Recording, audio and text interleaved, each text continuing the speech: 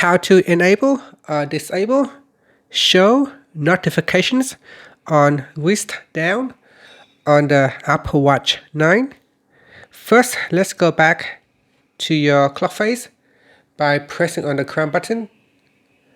Then press on the crown button again to go into the home screen. In here, tap on the settings icon.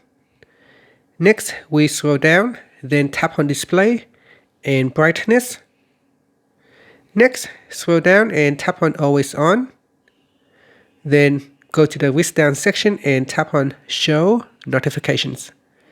And then at the top, tap on the toggle button to turn off or switch on show notifications on wrist down. And that's it.